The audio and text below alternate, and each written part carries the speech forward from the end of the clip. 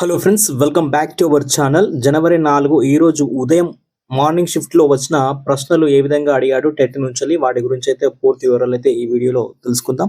So first time మన channel చూసిన వాళ్ళు మన ఛానల్ అయితే సబ్స్క్రైబ్ చేసుకోండి, అలాగే వీడియోని అయితే లైక్ చేయండి. ఇక మనకు తెలుగు సబ్జెక్ట్లో చూసుకున్నట్టయితే తెలుగు విభాగం అభ్యర్థులకు ఈ రోజు వచ్చిన పేపర్ అయితే సులభంగా అనిపించింది. ముఖ్యంగా 10వ తరగతి పాఠ్య పుస్తకాల నుంచి కానీ 8వ తరగతి 9వ తరగతి పుస్తకాల నుంచి ఎక్కువ ప్రశ్నలు అయితే రావడం జరిగింది. ఇందులో మనకు రెగ్యులర్ గా వచ్చే టాపిక్ అయితే ఖచ్చితంగా గుర్తుపెట్టుకోండి. కవులు, బిరుదులు, అలాగే వాళ్ళు రచించిన రచనల గురించి అయితే కంపల్సరీ ఖచ్చితంగా ఒక 2 బిట్స్ అయితే రావడం జరుగుతుంది. ఇందులో చూసుకున్నట్టయితే కవులు, బిరుదులకు సంబంధించి సహజ పండితుడు అని చెప్పి ఎవరిని అంటారని చెప్పి ఒక క్వశ్చన్ అయితే వచ్చిందని అభ్యర్థి చెప్పడం జరిగింది. సో పోతనను అంటారని చెప్పి అని మనకైతే ఆన్సర్ అయితే అవుతుంది. అలాగే ఉద్యమాల గురించి కూడా, అంటే ఈ కవులు రచనలు రచించే రచనలలో ఉద్యమాల గురించి నిరక్షరత నిర్మూలన కోసం ఈచ్ వన్ టీచ్ వన్ అని చెప్పి ఉద్యమాన్ని ప్రవేశపెట్టింది ఎవరు అని చెప్పి ఒక క్వశ్చన్ అయితే రావడం జరిగింది. దీనికి ముద్దు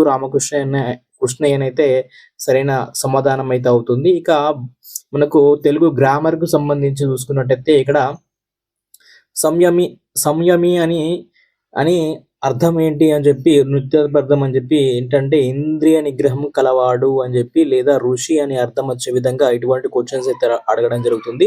అదే విధంగా ప్రియాటోపము అనే క్వశ్చన్ కూడా అడిగినట్టు ఇక్కడ ఇది ఏ సమాసం అని చెప్పి అడిగినట్టు సమాచారము. దీనికి విశేషణ పూర్వపద కర్మధార సమాసం కింద చూసుకోవచ్చు. అలాగే కనకాచలము అనే ఈ ప్రశ్న ఇచ్చి వీటిని పదాలను విడదీయమని చెప్పి అన్నాడని చెప్పారు. సో కనక ప్లస్ అచలము అనేది రైట్ అయితే ఆన్సర్ అవుతుంది. ఇది సంధి వచ్చేసి సవర్ణ దీర్ఘ సంధి అడగలేదు, కానీ కనక ప్లస్ అచలం అనేది విడదీయమని చెప్పి అడిగాడు. సో అలాగే ఇక్కడ అలంకారాల గురించి కూడా అడగడం జరిగింది. నవ్వుల నావలో తుల్లుతూ ఉంటూ అనే వాక్యంలో ఏవ అలంకారం అని చెప్పి అడిగాడని చెప్పారు. సో దీనికి వచ్చేసి రూపక అలంకారం అయితే అవుతుంది. ఇక రచనల గురించి చూసుకున్నట్టయితే ఈ రచనల గురించి కూడా ప్రతి ఒక్క టాపిక్ ని కవర్ చేస్తూ తెలుగులో అయితే ఇవ్వడం జరుగుతుంది. చిల్లర దేవులు అంటే ఇక్కడ క్వశ్చన్ ఏ విధంగా అడిగాడంటే ఏ నవలకు రాష్ట్ర సాహిత్య అకాడమీ అవార్డు వచ్చిందని చెప్పి ఆప్షన్స్ అయితే ఇచ్చాడు. దాంట్లో మనకు చిల్లర దేవుళ్ళు అనే రచనలకైతే సాహిత్య అకాడమీ రావడం జరిగింది. దీన్ని రచించింది వట్టికోట రంగాచార్యులు గారు. సో అలాగే మహాలక్ష్మి ముచ్చట్లు అనే ఎవరు రాశారని చెప్పి కూడా క్వశ్చన్ అయితే రావడం జరిగింది. దీంట్లో ఇది రేడియో కార్యక్రమం. సో పాకాల యశోదారెడ్డి గారు అయితే దీనికి సరైన సమాధానం అవుతుంది.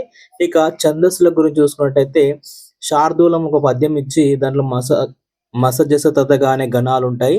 సో ఇందులో 19 అక్షరాలు మరియు 13వ అక్షరం యతి స్థానం అయితే ఉంటుంది. శార్దూలంకు సంబంధించిన ఒక పద్యం అయితే దారి గురించి అయితే ఇవ్వడం జరిగింది. అలాగే కొన్ని పదాలకు అర్థాలు, నానార్థాలు,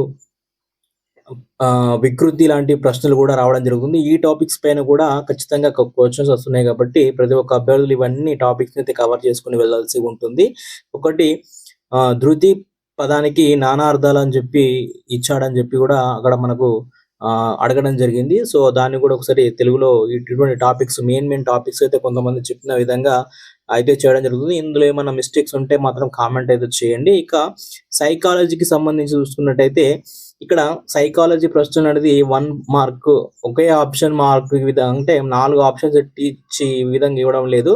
సో అప్లికేషన్ ఓరియంటెడ్ పద్ధతిలో ఎక్కువగా మనకు సైకాలజీ నుంచి అయితే ఇవ్వడం జరుగుతుంది. ఇక్కడ సిద్ధాంతాలు ఖచ్చితంగా ప్రతి ఒక్క సైంటిస్ట్ ఇచ్చిన సిద్ధాంతాలు ఏవైతే ఉంటాయో అవి ఖచ్చితంగా అప్లికేషన్ ఓరియంటెడ్ మీరు చదువుకొని వెళ్ళాల్సి ఉంటుంది. ఇక్కడ రాబర్ట్ హార్ట్ ప్రవేశపెట్టిన వికాస కృత్యాలు డెవలప్మెంట్స్ టాస్క్ పైన ఒక ప్రశ్న వచ్చిందని చెప్పారు. అలాగే పియుజే సంజనాత్మక వికాసంలో సాంశీకరణం, అనుగుణ్యం మరియు పదులపరుచుకునే భావన లోపంపై కూడా ప్రశ్నలు వచ్చాయని చెప్పడం జరిగింది. అలాగే కోల్బర్గ్ నైతిక వికాస దశలు మరియు వాటి స్థాయిలను జతపరచమని కూడా క్వశ్చన్స్ వచ్చాదని చెప్పారు.